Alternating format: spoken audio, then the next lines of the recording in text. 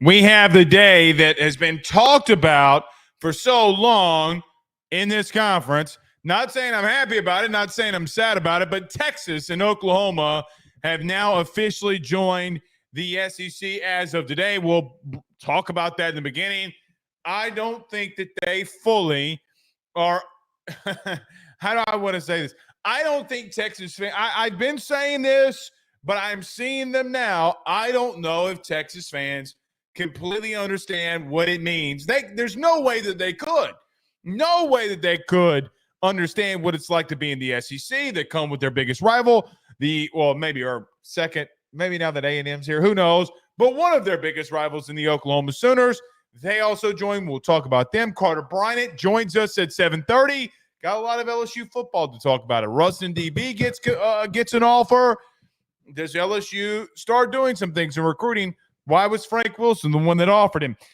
We got so many different things that we need to touch on today, and that's not the only one. Gary Nussmeier is at the Manning Passing Academy. You know, we've talked a lot about defense so far this offseason. Now we get to start looking and breaking down the offense. We got linebackers this week. We'll talk about them, but we need to start focusing in on some position groups for the LSU side of our offensive side of the football. At the end of the show, we'll break down some things that have been going on with baseball, recruiting, some portal updates, and maybe we'll talk about Jason Kelly rejoining the SEC from Washington. You should remember him. He was Jay Johnson's pitching coach year one here at LSU. We'll touch on that as well here tonight. Rodney Kraft says, hi, Blake. Good to see you in here. So does Dane Bergeron. Good evening, Blake. Good evening, good sir. Cole Adams says, welcome OU in Texas to the SEC. Come on down. Big boy pants only, though. I hold on one second. I got something here that I got to get up to go get because I didn't put it on my desk. Hold on.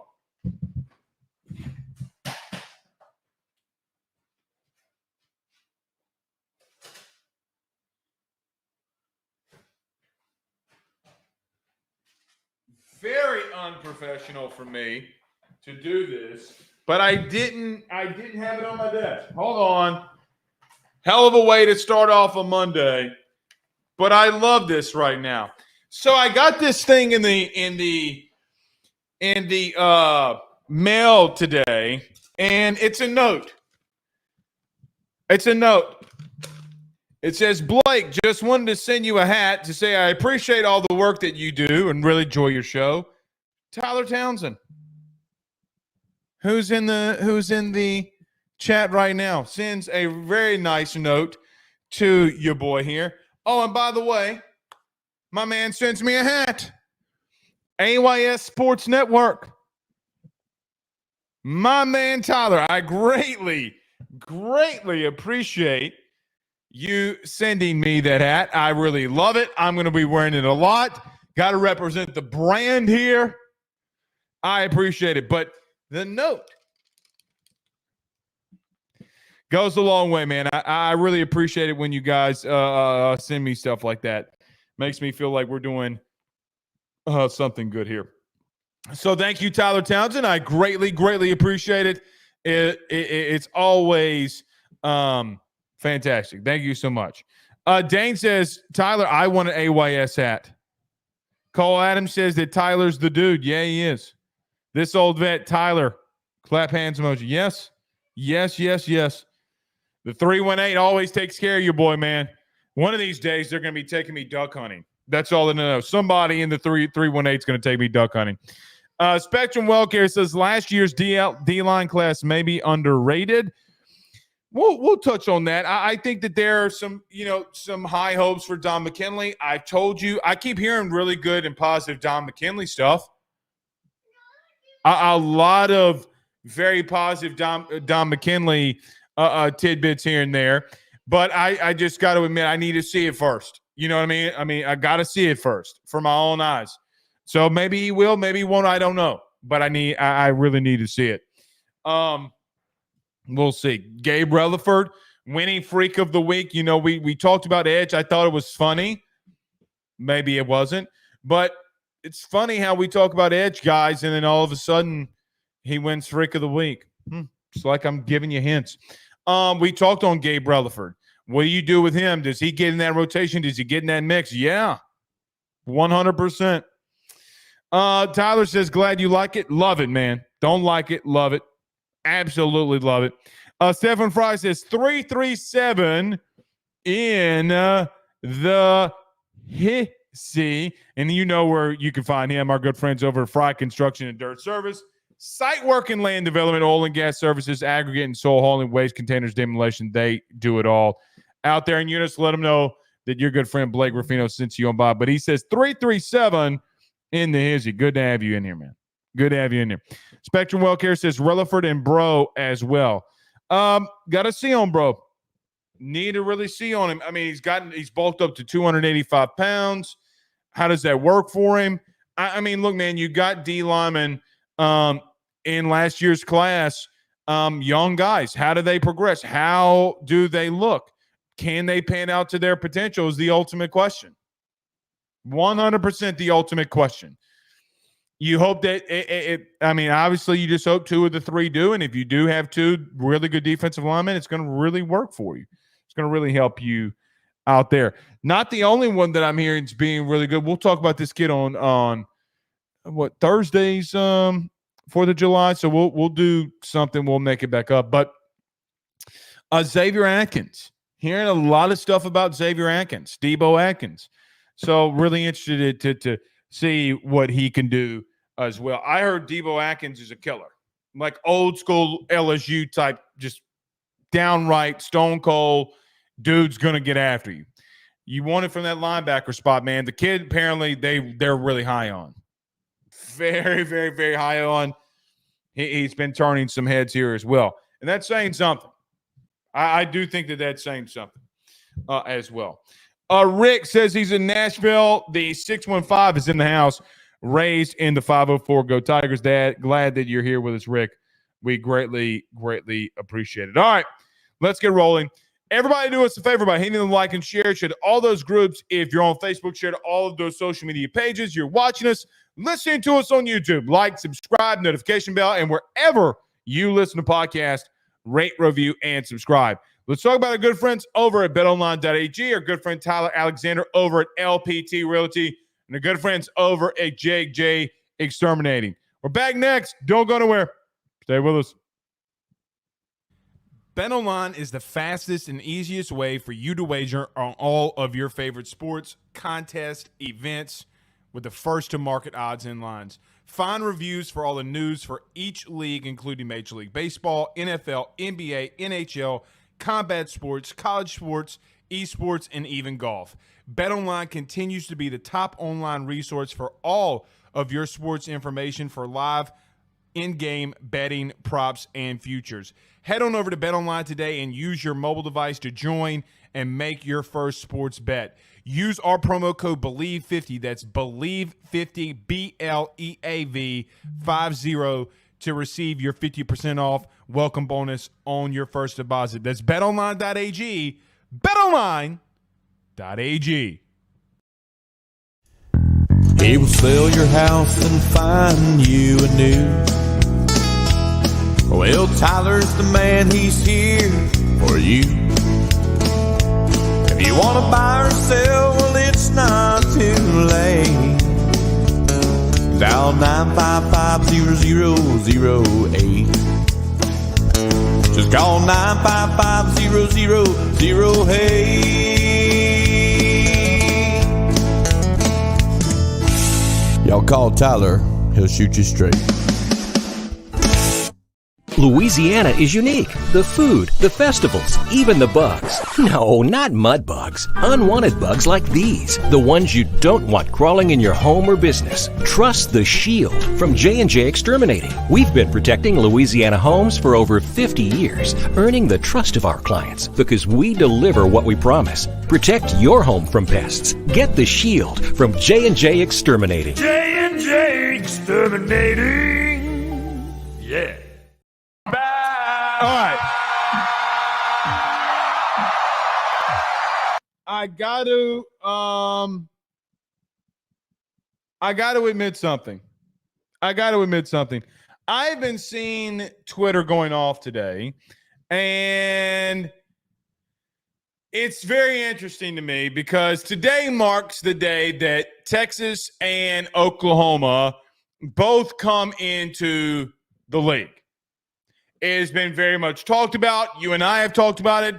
Could they come in the league from a football aspect and just be about the same team that they have been?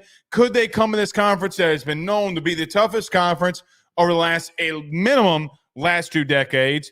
And would either one of them sustain? Now, we say sustain. It's not like Texas has had necessarily a last really good decade. They did go to the playoffs this past year, had some really tough times throughout. Oklahoma has been the one that's been the most consistent one of all of them.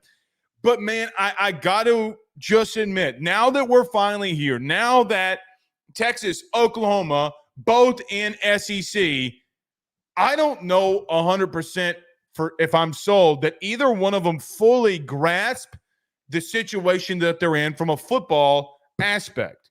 You know, look, Texas got into the playoff last year. They beat Alabama on the road, which is a very, very good win. They wound up getting beat in the playoff. We all know the story. Now they're here. A lot of hype. A lot of people believe that the way that they've recruited, that there's a really good chance that Texas can sustain and be a powerhouse in the SEC. I don't know if they can or if they can't. What I do know is that what the team that I saw last year can have the slip-ups in the middle of the season like they did a year ago.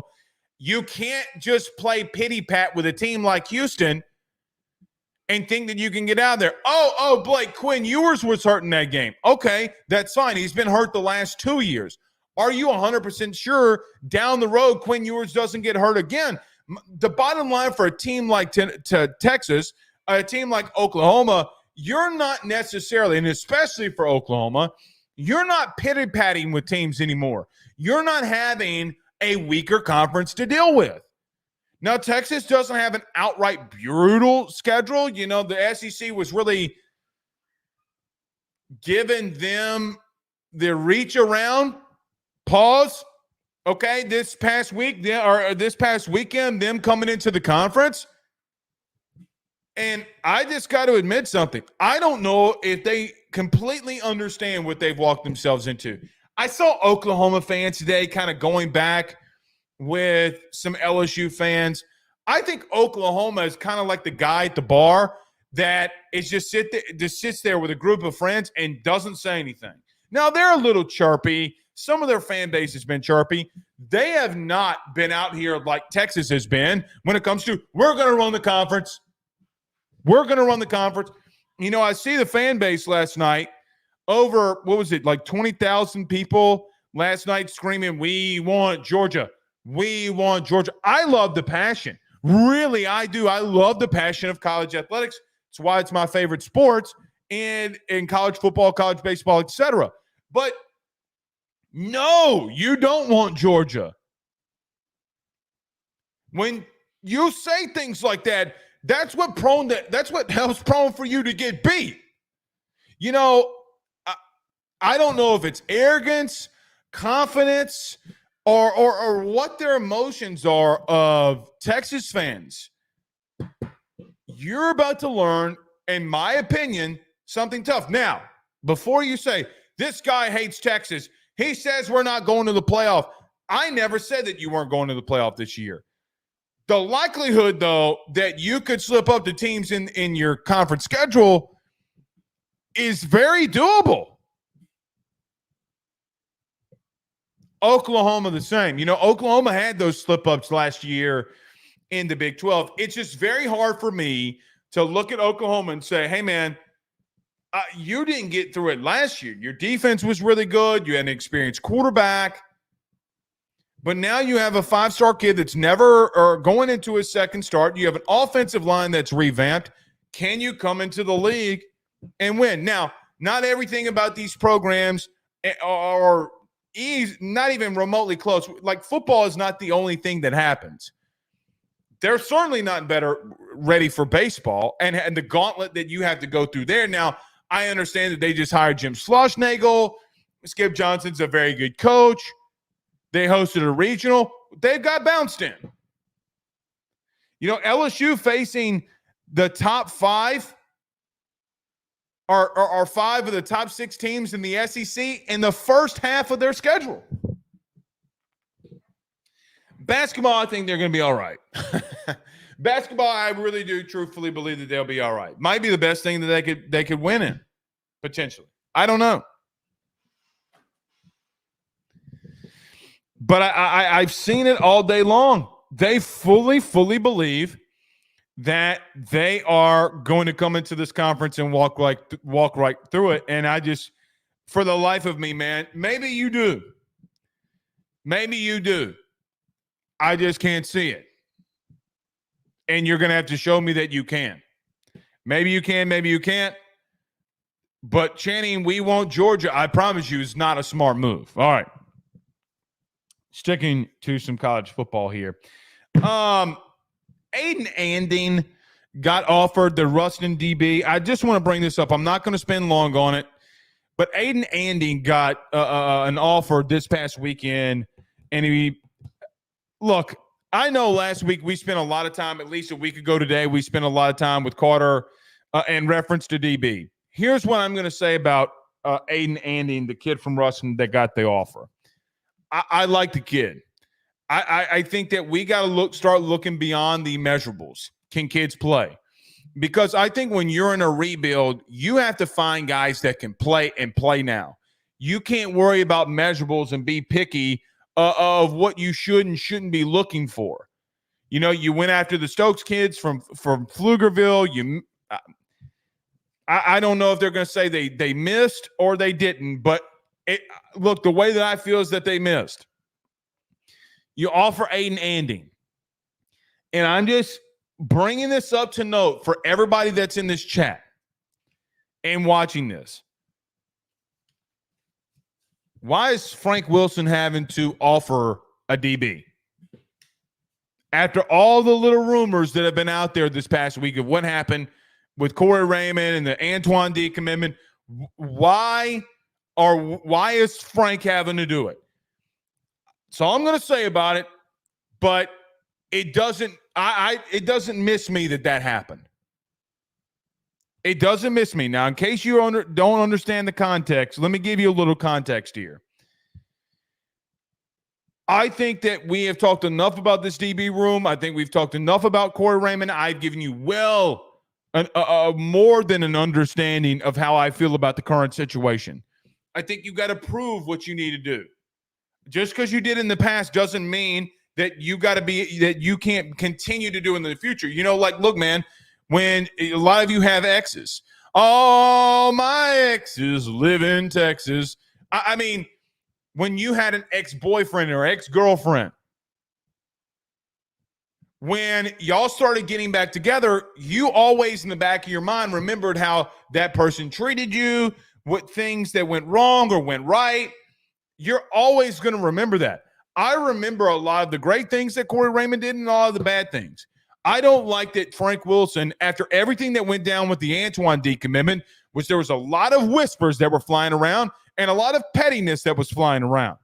All I'm going to say is I don't like that your associate head coach and recruiting coordinator has got to go out there and offer the kid. Your DB's coach that everybody talked about that was a recruiting guru needs to be recruiting his room. And if they're in a situation, if LSU is in a situation where they need Frank Wilson to offer this kid, they're going to pivot and say, oh, well, no, Frank just has a relation. No bullshit. The DB coach needs to be offering the DBs. The kid wants to be here. You can't put all of your eggs in one basket. The room is not good enough for you to just go after one great player or good player and then just not worry about the rest. It's not what we need to do at DB. You got to go get guys that can play. That is the bottom line. So, not going to spend long on it, but just understand the intensity. We need multiple DBs in here that can play. You got to rebuild that unit. You can't keep missing there. I remember last thing. I remember a long time ago when we talked about this along the offensive line with Ed Orgeron.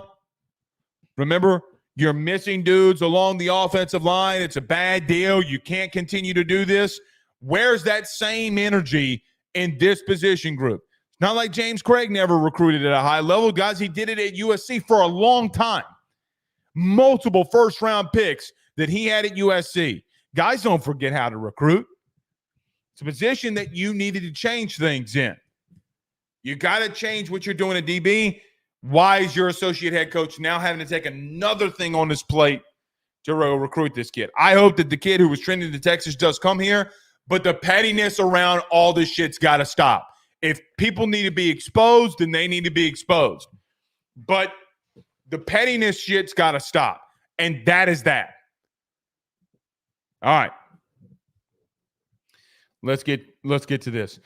Garrett Nussmeier was at the Manning Passing Academy this past week, and a lot of people said that I was not there, that he turned heads, that he had a really good performance, was a really good camp guy, really good just being around or for people to be around. He was awesome, knowledgeable, and it sparked something that this weekend with Garrett Nussmeier that I want to touch on. I think that there's a lot of hope around Garrett to be very good. I'm a part of that camp. Let me say this before Carter gets with us. Look, I know that you and I have had a lot of conversations about Garrett Nussmeier, and for whatever reason, I've got labeled as a Garrett Nussmeier hater. Guys, saying that a kid is not ready and is not ready to take over for Jaden does not make me a hater. There are things that I like with Nuss. He's got all the tools in the world. I think we've seen the maturity of him, quite honestly, throughout his time and tenure at LSU. He's going to have to prove to not us, not anybody else but himself, that and make the right plays. You know, going to a place like the Manning camp and being as good and doing as good as he did this past week, it's a great sign. You know, people are like, oh, well, when do you have a bad day at the Manning Passing Academy? It's not the point. The point is that you want to see Garrett Nussmeier, your quarterback, take that next step because, like you and a lot of you, you see the tools that he has. You see the ability that he has. The question that we will and look, there's a reason I've stayed away from the Garrett Nussmeier talk. I do think that he's shown a lot of maturity. He's checked a lot of the boxes for me that I had for him. Guys, we talked about the mental mistakes. We talked about just not being ready, I thought, physically, really. I mean, always had a big arm, but physically I didn't think that he, like now look at him. I mean, it looks like he's put on some really good muscle mass and some really good weight that he can take some hits. And if he needs to be mobile, he can. The biggest question for Nussmeier this year, there's only one, and this is for every young quarterback. How do you eliminate turnovers?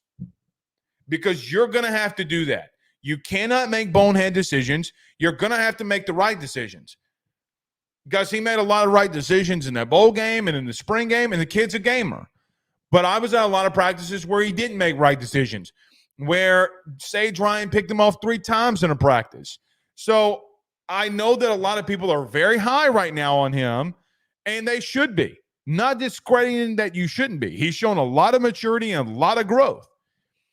I just want to make it very well known, though, Garrett has a tendency of turning the football over. And if your defense is as bad as we think that it could be, I don't really think that it is. I don't think you get worse than 115th on third down like you were a year ago. But when you have a defense that could be struggling, the worst thing you could do is turn the football over. And he's going to have to limit those. Okay. Carter's here. The best time of the week is here. The best time of the week is here. Kevin says, I totally agree, 100. He says, I think that Raymond is a one and done here, just my opinion. Look, I'm not saying that about Corey, but there's no reason that a DB's coach should not be offering one of the top DBs in your state.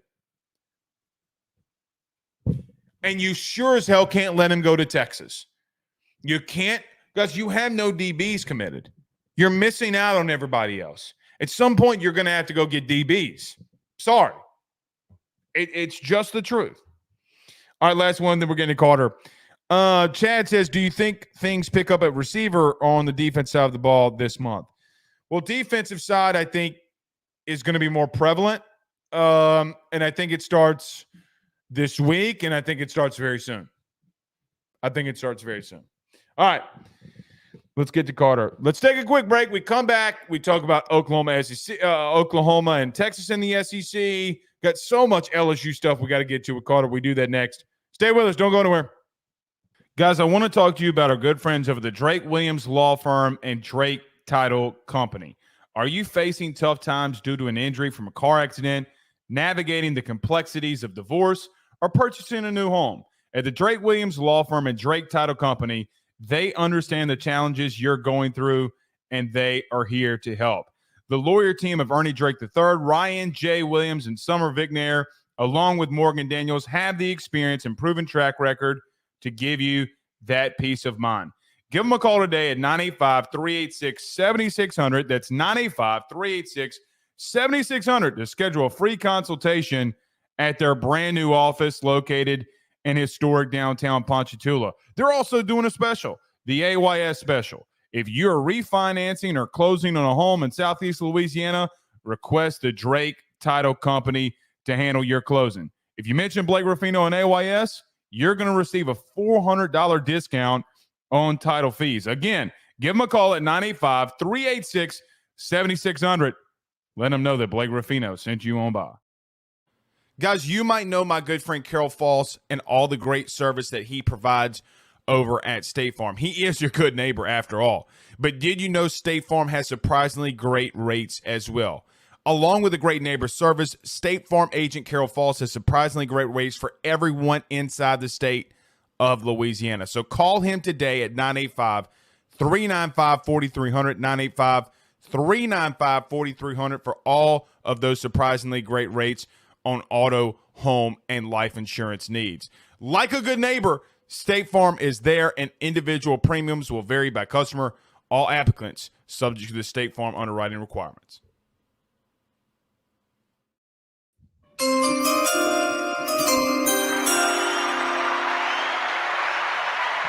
Carter, the power, Bryant. Good evening, good sir.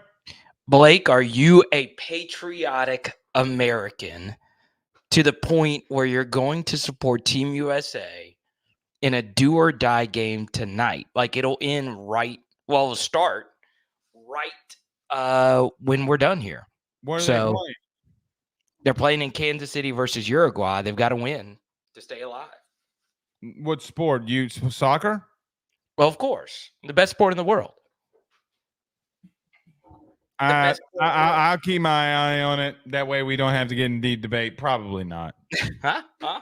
Probably not. The only football that I know that's going to be played is starting in August. That's what I know. That's what I'm ready for. Right. I am patriotic.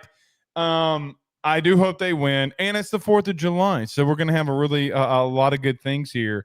You can't lose on 4th of July week. By the way, have you been seeing that this USA Olympic football team, like actual football, has been getting their asses kicked? Austria. Japan, I kind of get, but to lose to Austria, I don't even know where. Where's Patrick Mahomes needs to be playing in this? Jamar Chase, send them all, baby. Send them all. Send Joe Burrow to end this thing. Let's go.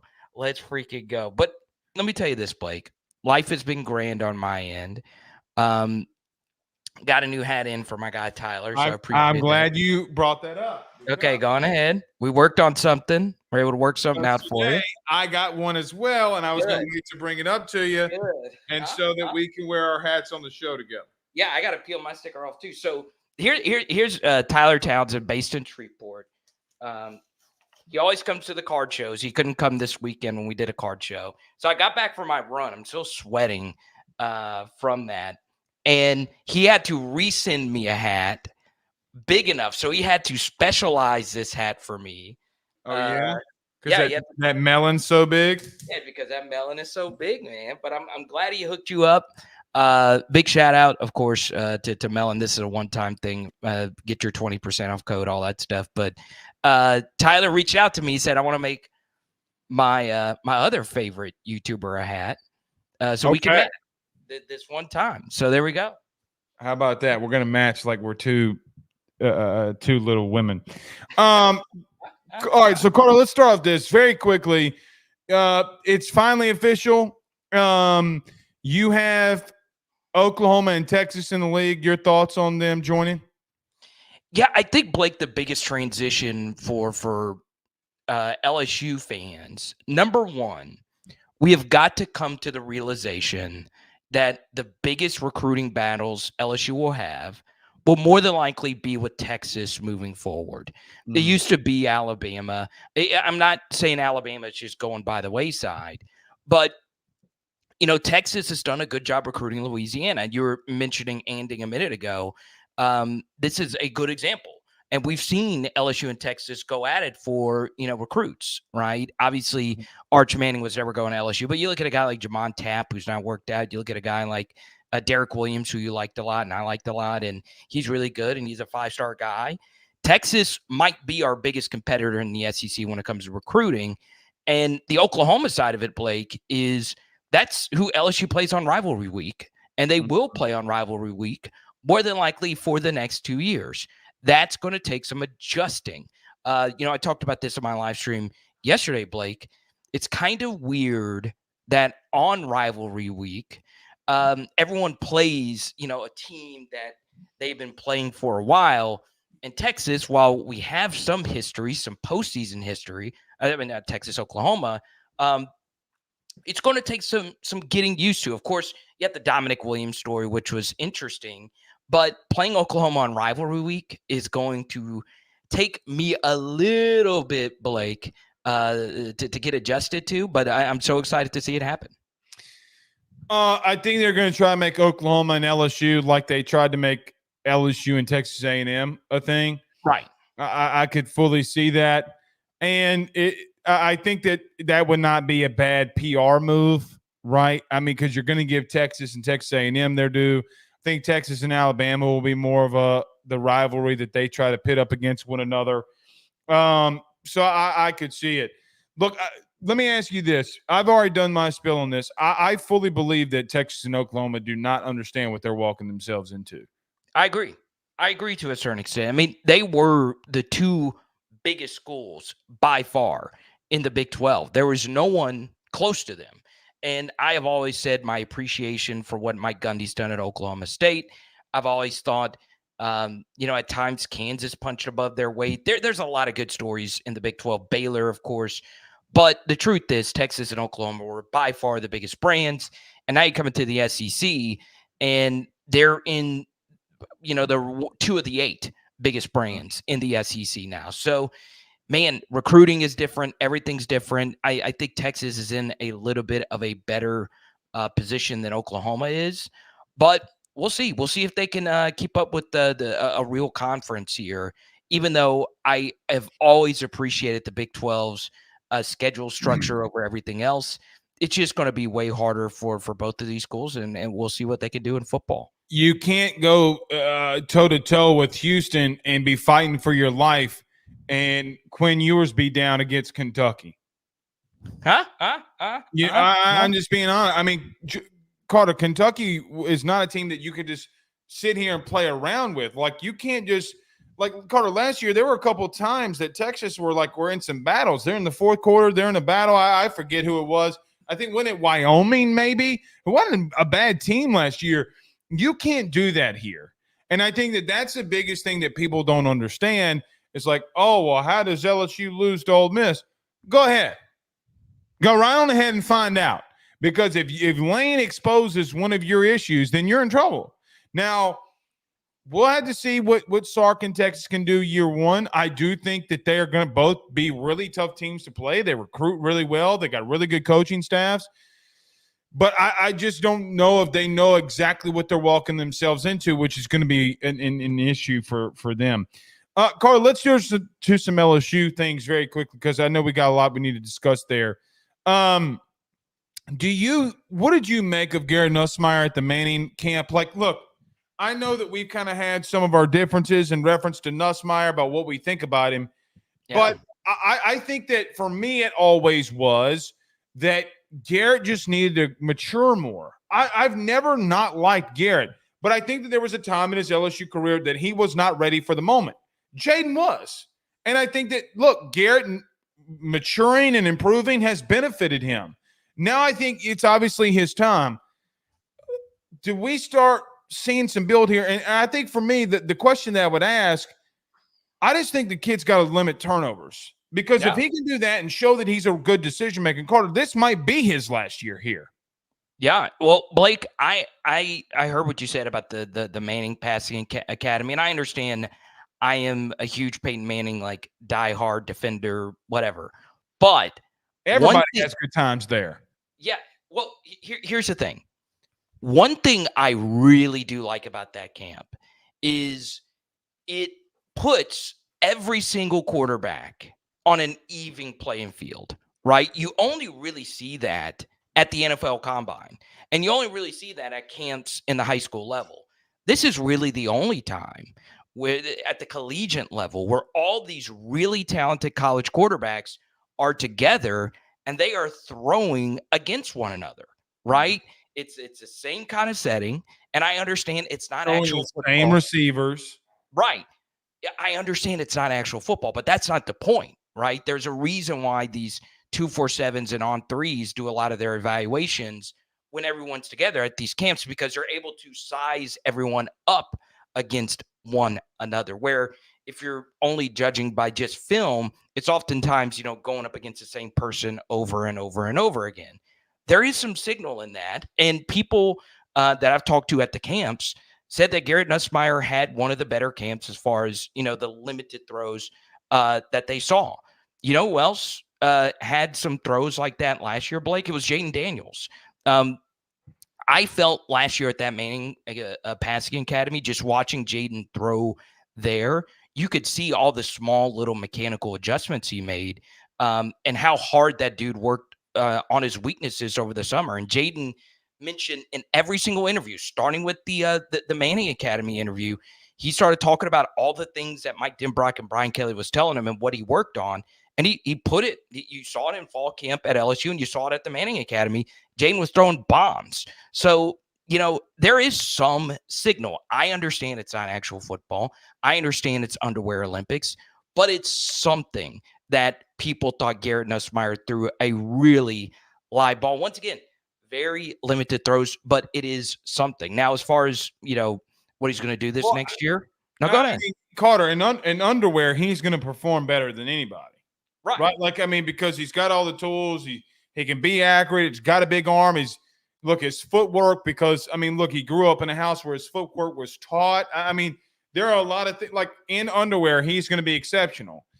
The thing that that I don't want to say worries me, or I don't want to, because when I say stuff like this, people think I'm putting down on him. And people have thought I've put down on him for 3 years, Carter. I've really taken a beating by saying the kid wasn't ready. I think he's ready now. I even said last year I thought he was ready. Beginning of the season, I said, look, I think that you could go to either one and not have an issue. He's just got to learn to limit turnovers. Yeah. Especially, Carter, because I don't know if you have a defense that's going to be good enough that can get you a stop. You turn the football over, they can get you a stop in return. And that's the biggest concern for me. He's going to have to be a great decision maker. I know that he's a gunslinger, is going to put the ball in harm's way. It is what it is. But Carter, let's be honest. He had a 99-yard drive or 90-plus yard drive that won you the game. He also had a very crucial turnover against Wisconsin, too, that could have led to a loss. So those are the things that I'm just talking about. Like, look, he's got a limit. I thought he was a much better decision maker than he had ever been. Look how far this kid has come since Southern. Like, let's be real with one another. It's a massive leap from where he was to where he has been. It's a credit to Joe Sloan and everybody that he's worked with. I'm going to say this, though, and I know that we've talked about this. I really think that they're going to run the football to help him out a lot early in the year. I know that they opened it up against Wisconsin. Carter, I just think that they're going to try to rum it down some people's throats. No pause. I think that we get into USC, okay, week one.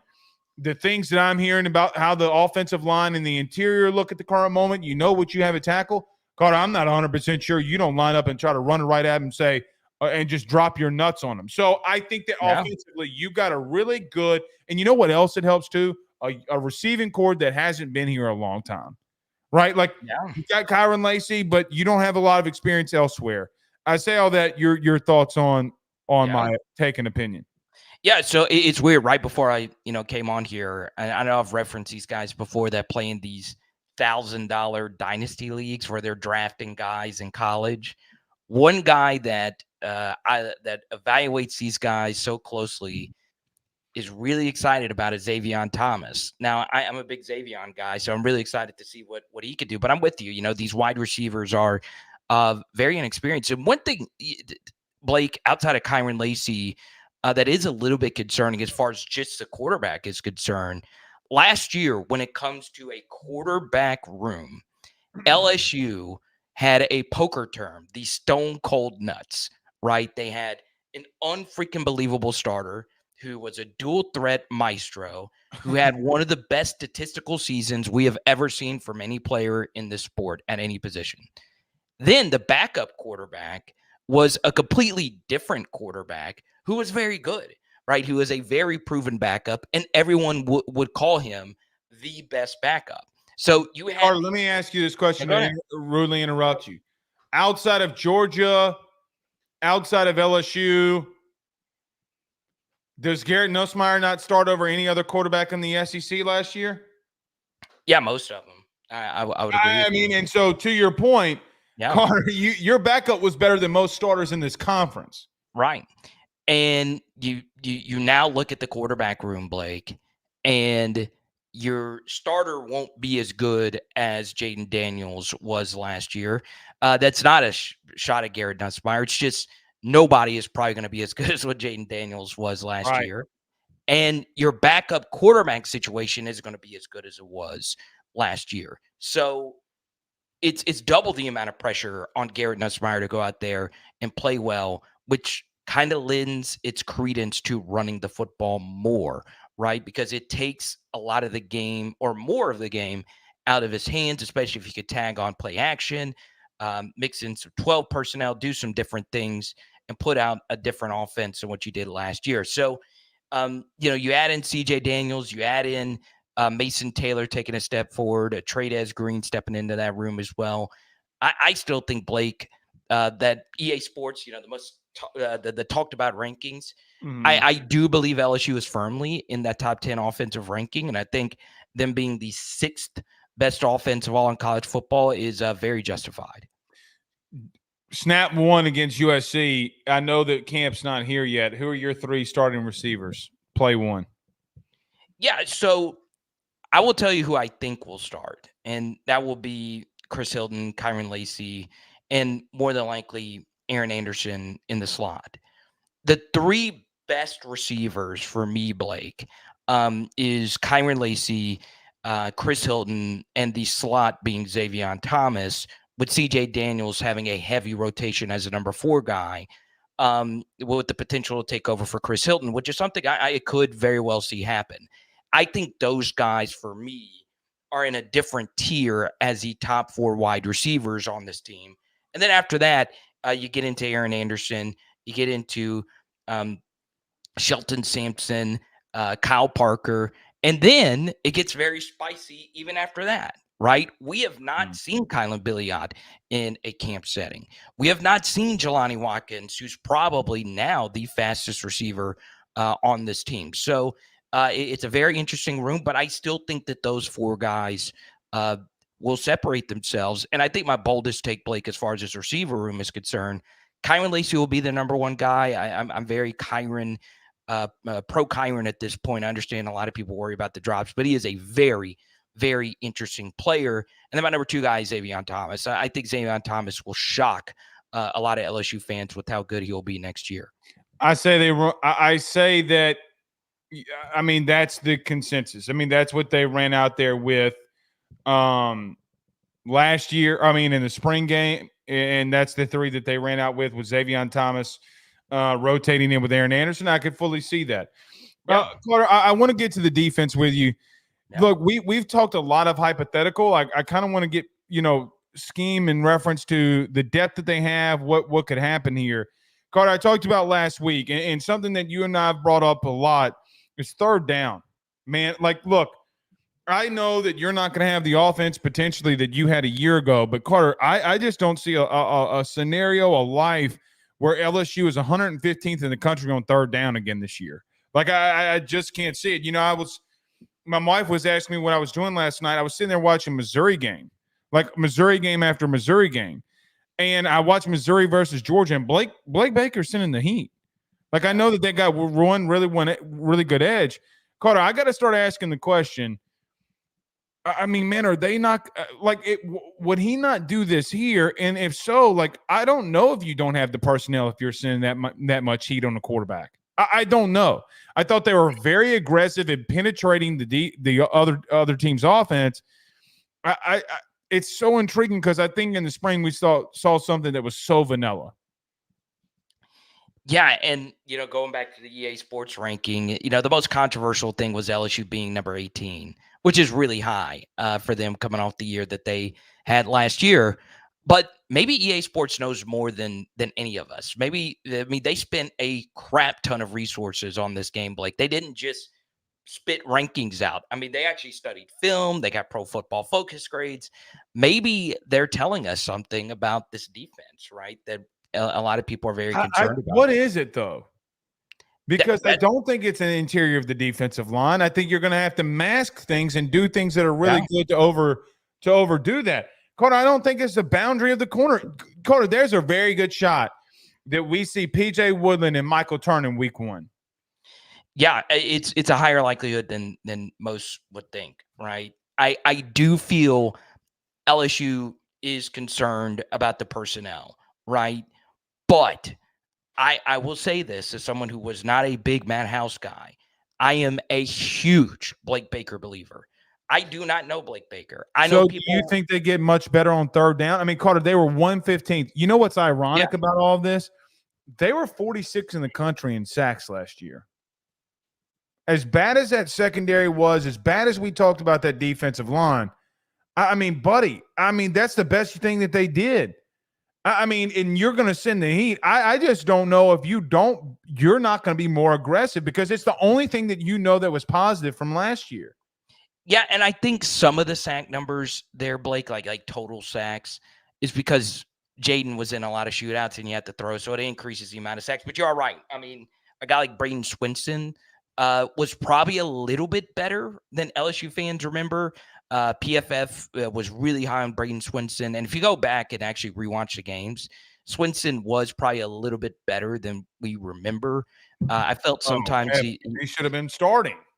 Yeah, I felt at times he didn't carry out his assignments as consistently as one would like. Neither did anybody else. Right, exactly. So, I think he might be a little bit better than we think, as he's, very clearly in the prime of his LSU career. But yeah, I am such a big Blake Baker guy. But Blake, I am very concerned about the personnel, the actual personnel, all three levels, how things are going to fit. And this, if you're just a college football fan, let's just say you're just watching this, you're not even an LSU fan. This will be a really fun litmus test on how important coaching is versus the talent, because there are so many guys back from last year's defense to this year's defense. And if this defense performs considerably better, that is a good sign that coaching matters a lot more than we initially thought compared to the talent. Because look, Blake, there are a lot of guys back that will start and play a lot that just were not good players last year. And hopefully good coaching could fix that. I gave this scenario last week. Tell me if you like it, love it, or hate it, or just in neutral. Remember in 2021 when Orgeron got fired and let Durante Jones call whatever he wanted to call defensively, and how much better that defense got literally overnight? Then, Carter, in 2022, you actually weren't that bad defensively. Could that be where you're at? And I agree about your question, like, hey, is it personnel or is it talent? I mean, or coaching. I mean, dude, in 2021, we saw it. Like, literally, Carter, you're on the ropes of beating Bama on the road. I mean, you're putting Bryce Young in a blender to some extent and him not knowing what to do. Who, Mike Jones? I still remember that sack that he had in Tuscaloosa in 2021 on Bryce Young, the Heisman Trophy winner. So I just get to a place where I ask the question, Carter, and it's why, like, I understand that you're talking about personnel. One thing that I'm very intrigued, though, by, I don't know if you had this kind of level of depth last year, though. I do think that they did really good at recruiting high school. Buddy, there's a kid that everybody's talking about in that building right now, in Debo Atkins. They are all over. Like, they can't stop talking about it. I literally got a text message before I started my 6 p.m. show. It's like, Debo Atkins, another great day. You got Relaford. You got McKinley. You have McBride. I mean, Carter, the depth they have, though, is pretty interesting. Yeah, my biggest sleeper is Debo, and dude, they can't stop talking about him. Look, this has been happening for 2 weeks. They posted a video. LSU posted a video of him wearing a rep. Did you see that? Yeah, I mean, dude is like, you know who he is? He's I'm going to say it. He's a young DeMarcus Clark. I try not to talk so much about him because he's going ball out, dude. I'm telling you. You get these accusations when you interview a kid, and I haven't talked to him in a while, but I do have text conversations with him from time to time. He is very, very impressive. He plays for a lot of reasons bigger than the game of football, which you can learn about in the interview I did with him. But he is very, very impressive. And that was a top 5 interview I've ever done with anyone. And I've interviewed some great people in my career. I do think he's very good. He's a sideline guy. Talking about him. And one thing I like about him is he challenged himself transferring to Texas, high school in Texas, a far higher level of competition. And he was one of the, if not the best defensive player in the state of Texas last year, him and Colin Simmons and a few others. So he's just really good. And I try to pinch myself sometimes, knowing that I got to interview this guy before his massive LSU career, and he views himself as a Patrick Queen type of talent. He really thinks he's going to be great, and I love to see that. Jonathan Villa sends a $9.99 super chat. Thank you, Jonathan. Says, Blake and Carter, can y'all talk about the impact of Gabe Relaford and Don McKinley becoming a bona fide starter would mean for Baker can do up front, mixing alignments and personnel up front? I'll let you go first. Thank you, Jonathan, for the super chat.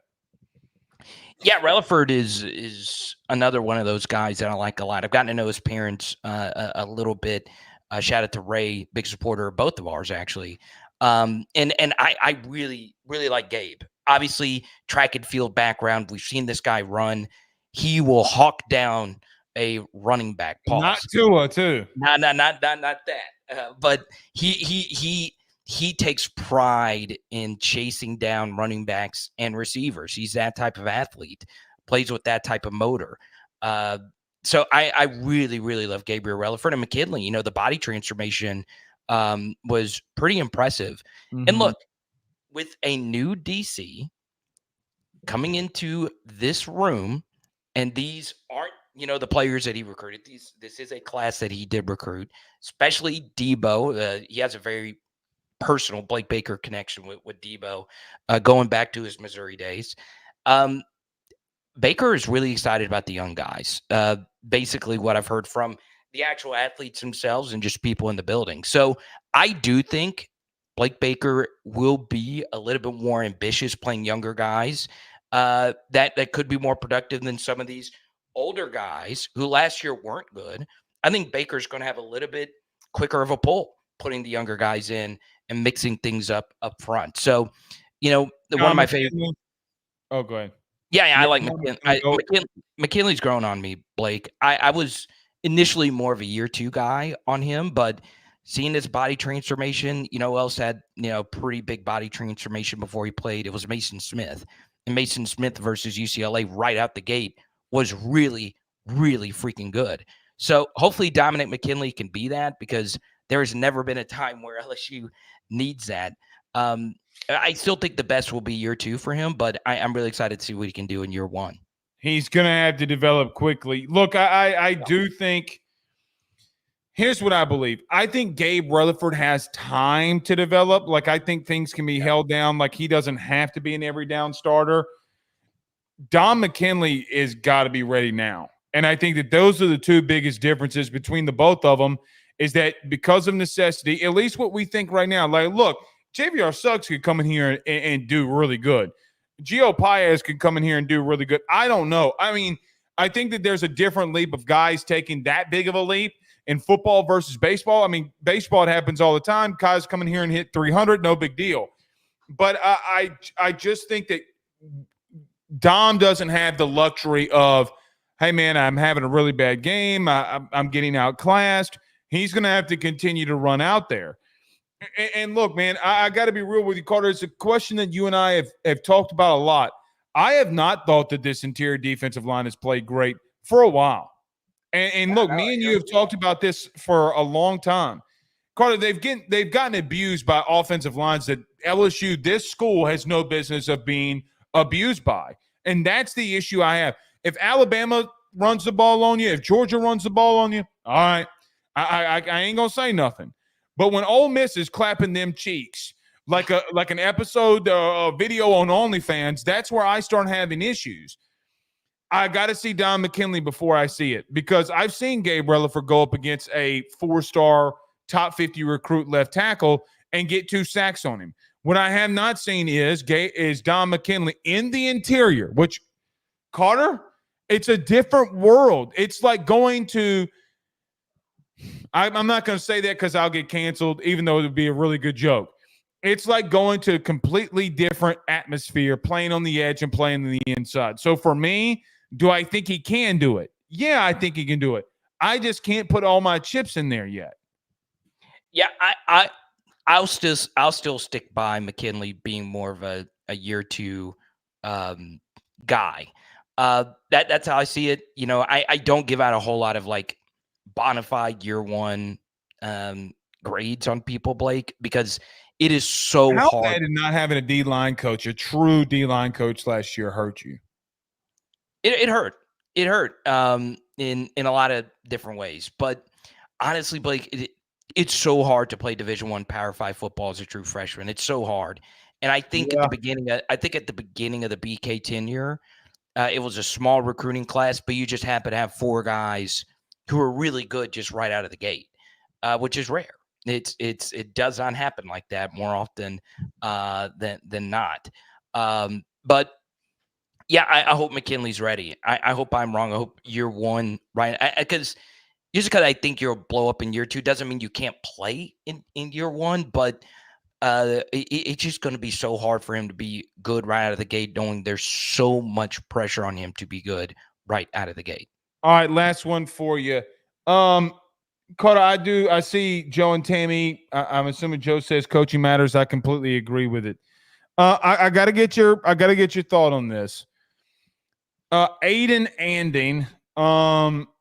And look, we'll talk about these kids that are committing, like Damian Shanklin. We've talked about him before. After their commitment, we'll go that route. Carter, am I reading? Well, actually, I know I'm not. Your thoughts of Aiden Anding getting offered by Frank Wilson and not the DB's coach? I find that to be a problem. Yeah, I do to a certain degree. So first I want to show you this, Blake. I wish I had 2 of these.